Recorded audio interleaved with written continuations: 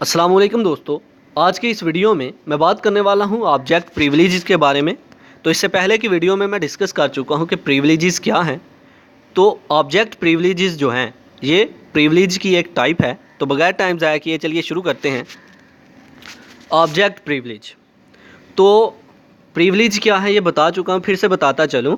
Privileges असल में right होते हैं जो यूज़र को दिए जाते हैं किसी भी डाटाबेस की एसक्यूएल स्टेटमेंट्स को एग्जीक्यूट करने के लिए या फिर किसी यूज़र के ऑब्जेक्ट को एक्सेस करने के लिए। प्रिविलेजेस क्या हैं? राइट्स हैं जो कि यूज़र को दिए जाते हैं कोई भी काम परफॉर्म करने के लिए। तो ऑब्जेक्ट प्रिविलेजेस क्या हैं? ऑब्जेक्ट प्रिविलेजेस ये हैं कि किसी भी पर्टिकुलर ऑब्जेक्ट पर कोई भी एक्शन परफॉर्म करने के लिए जो यूज़र को राइट्स दिए जाते हैं उसको हम बोलते हैं ऑब्जेक्ट प्रिविलेजेस। फिर से बोलता चलूँ, ऑब्जेक्ट प्रिविलेजेस क्या हैं? कुछ राइट्स हैं जो कि यूज़र को दिए जाते हैं किसी पर्टिकुलर ऑब्जेक्ट पर कोई भी काम परफॉर्म करने के लिए, कोई भी एक्शन परफॉर्म करने के लिए। तो चलिए इसको लफ्ज़ी तौर पर पढ़ते हैं। Object privileges, each object privilege allows a user to perform a particular action on a specific object.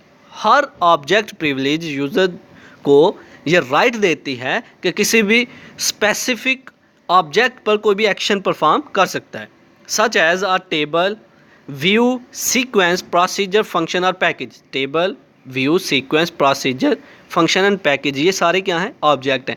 इनमें से किसी एक पर भी हम पर्टिकुलर ऑब्जेक्ट पर कोई भी अगर हम एक्शन परफॉर्म करना चाहते हैं तो